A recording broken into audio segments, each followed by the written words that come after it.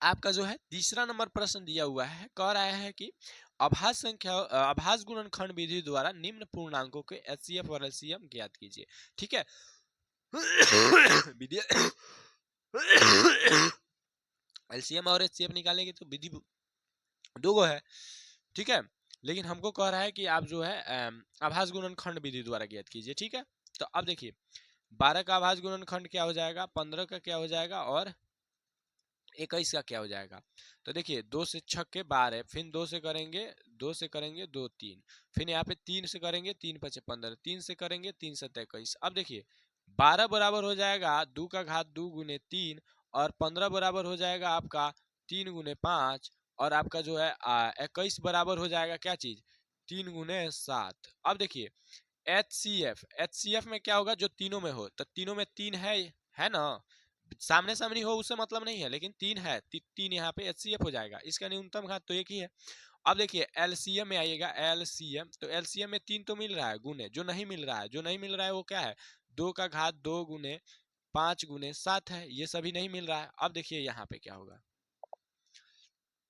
अब 5 सते 35 तिहाई, 35 तिहाई कितना होता है जी, 35 तिहाई 30 तिहाई 90, 5 तिहाई 15, 105 होता है। 105 में 4 से गुना कीजिएगा, 105 में 4 से गुना कीजिएगा तो 420 आएगा। क्या चीज जी, 420 आएगा। एलसीएम एचसीएफ आ गया, एलसीएम और एचसीएफ दोनों निकाल दिया हमने, 3 गो का, 2 गो को नहीं, 3 गो का हमने, 3 गो संख्या दिया था, तीनों का हमने एचसीएफ निकाल दिया और एलसीएम भी निकाल दिया। ये आपका क्या हो जाएगा, आंसर हो जाएगा।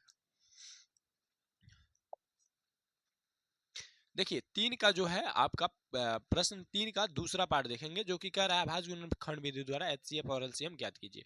तो देखिए यहाँ पे 17 है, तो 17 से 1, अब देखिए 23, 23 से कम 23, अब देखिए 29 कह रहा है, 29 एकम 29।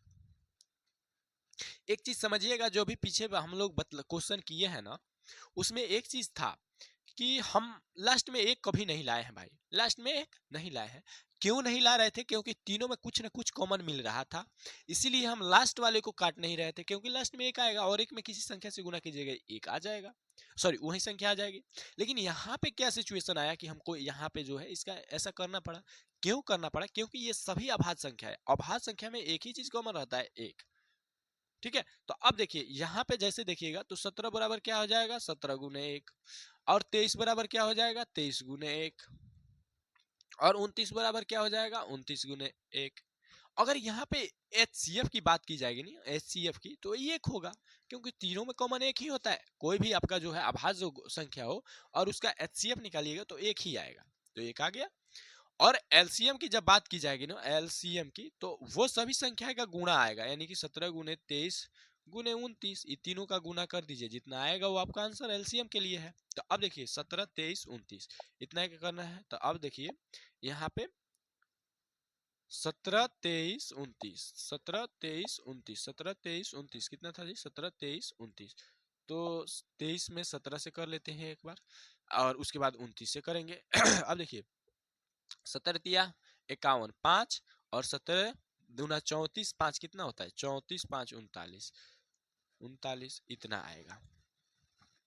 ठीक है, अब देखिए अगर नहीं कीजिएगा तो 7 तिरिका 21, 2 और 7 दूना 14 3, 7 तिरिका 21 2 और 7 दूना 14 2 16, 161 आ गया। फिर 23 को जोड़ दीजिए, यहाँ पे क्या 1 9 3 391 आ गया, 300 हम भी 91 ले आए थे ना।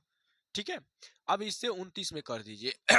29 में कीजिएगा, देखिएगा 9 कम 9, 9 9 81, 8 9 तिरिका 27, 3 30 5 35। ठीक है, अब देखिए यहाँ से 2 से कीजिएगा, 2 कम 2, 9 दूना 18, 1 और 3 दूना 6 7। अब जोड़ते हैं 9 3 8 5 13 के 3 हासिल 1 7 3 10 1 11 33 9। क्या आएगा जी, 11 33 9। ठीक है, ये आपका आंसर हो गया, ये आपका क्या हो गया जी, आंसर हो गया। अब हम लोग आपका प्रश्न नंबर 3 का जो है पार्ट 3 होने वाला है। देखिएगा क्या चीज कह रहा है कि आभाज्य गुणनखंड विधि द्वारा निम्नलिखित पूर्णांकों का एचसीएफ और एलसीएम ज्ञात कीजिए। नहीं, तो अब देखिए इसका 8 9 25 का करते हैं। तो देखिएगा 8 का करते हैं आभाज्य गुणनखंड, 2 4 2 2 हो जाएगा। उसी तरह से 9 का करते हैं तो 3 3 हो जाएगा। फिर 25 का करते हैं तो 5 5 हो जाएगा। फिर यहाँ पे एचसीएफ पे दिक्कत फंसेगा, तो फिर क्यों नहीं हम 2 से कर ले, 2 एकम 2, 3 एकम 3 और यहाँ पे 5 एकम 5। क्यों? क्योंकि हम जान रहे थे कि 2 और 3 और 5 में कोई कॉमन चीज है या नहीं है, तो इसीलिए हम लास्ट तक किए एक आ जाए। अब देखिए यहाँ पे एचसीएफ बराबर हमारे पास क्या आ जाएगा एचसीएफ बराबर हमारे पास क्या आ जाएगा जी, 1 आ जाएगा। क्योंकि यहाँ पे देखिए 8 बराबर हो जाएगा 2 का घात 3 गुने 1, और 9 बराबर हो जाएगा 3 का घात 2 गुने 1, और 25 बराबर हो जाएगा 5 का घात 2 गुने गुने 1। ठीक है।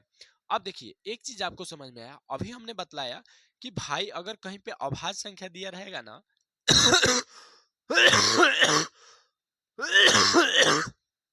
कोई पे अभाज्य संख्या दिया रहेगा तो उसका सभी का गुणा करके एलसीएम आ जाता है, और उसमें जो कॉमन चीज होता है एक ही होता है। अब ये दिक्कत आ गया कि भाई ये तो अभाज्य भी नहीं है, फिर भी इसका एचसीएफ 1 आ रहा है और एलसीएम तीनों का गुना आ रहा है। ये समझाने की इस क्वेश्चन में कोशिश है। तो ऐसा क्यों? क्योंकि यहाँ पे देखिए भाज्य संख्या, और भाज्य संख्या में जो देखा जाए तो एगो सम है एगो विषम है, ऐसी कुछ संख्याएं करके आ रही है, इसीलिए यहाँ पे एचसीएफ 1 आया है और तीनों का गुना करना पड़ा है, कॉमन कुछ नहीं आया। तो यहाँ पे क्या हो जाएगा एचसीएफ, एलसीएम क्या हो जाएगा एलसीएम, यहाँ पे 2 का घात 3 गुने 3 का घात 2 गुने 5 का घात 2। अब देखिए 25 वटे डायरेक्ट गुना कर दीजिए, ये तो 25 हो जाएगा, 25 में यहाँ पे 8 से कर दीजिए, 25 वटे कितना होता है, 25 चौके तो 100 यानी कि 200, फिर 200 3 तिहाई 9 यानी कि यहाँ पे 1800 आपका जो है आंसर आएगा। आंसर इसका क्या हो जाएगा 1800 हो जाएगा।